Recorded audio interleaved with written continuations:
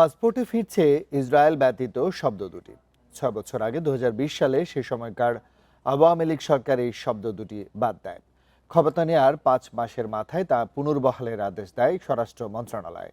একই সঙ্গে পরবর্তী প্রয়োজনীয় ব্যবস্থা গ্রহণ করতে রোববার বহিরাগমন ও পাসপোর্ট অধিদপ্তরকে নির্দেশ দেয় মন্ত্রণালয়।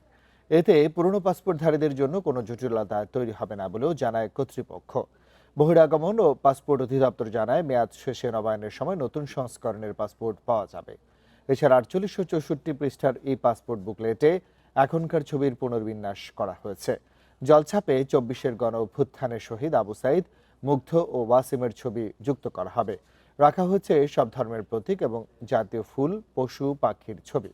থাকবে শহীদ মিনার, স্মৃতিসৌধ, সংসদ ভবন, সুপ্রিম কোর্ট, কান্তজিও মন্দির, শিখা নির্বাণ, লালবাগ দুর্গ, কক্সবাজার সমুদ্র সৈকত ও টাঙ্গুয়ার হাওরের সহ বিভিন্ন ছবি।